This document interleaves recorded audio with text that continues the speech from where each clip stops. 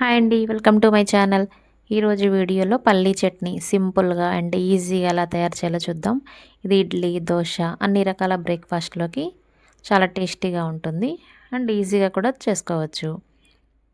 దీనికోసం అయితే ఒక కప్పు పల్లీలను తీసుకొని ఫ్లేమ్ని మీడియం టు లోలో పెట్టుకొని పల్లీలను బాగా ఫ్రై చేసుకోవాలి.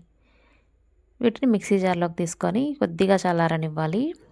ఇప్పుడు అదే ప్యాన్లో 4 నుంచి 5 పచ్చిమిర్చి ముక్కలను వేసి వాటర్ ఏమీ లేకుండా ఒక్కసారి బాగా ఫ్రై చేసి 1 టీ స్పూన్ ఆయిల్ కూడా వేసుకోవాలి. ఇప్పుడు ఆయిల్ కూడా వేసిన తర్వాత ఇంకో 2 నిమిషాలు ఫ్రై చేసుకోవాలి.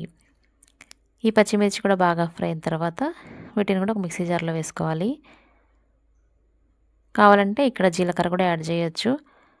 ఇప్పుడు ఇందులో 4 నుంచి 5 వెల్లుల్లి రెబ్బలు, కొద్దిగా చింతపండు, టేస్ట్కి సరిపడా సాల్ట్,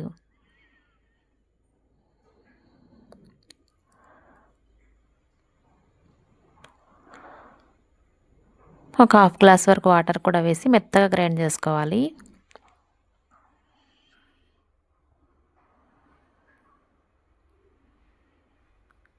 ఈ విధంగా మెత్తగా గ్రైండ్ చేసిన తర్ని ఒక బౌల్లోకి ట్రాన్స్ఫర్ చేసుకోండి.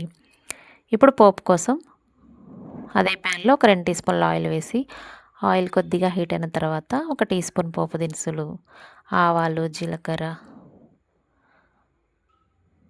మినపప్పు కూడా వేసి ఇవి కొద్దిగా ఫ్రై చేసుకోవాలి. పోపు దినుసులు ఫ్రై అయిన తర్వాత ఒక 2 ఎండుమిర్చి, ఒక రెమ్మ కరివేపాకు కూడా వేసి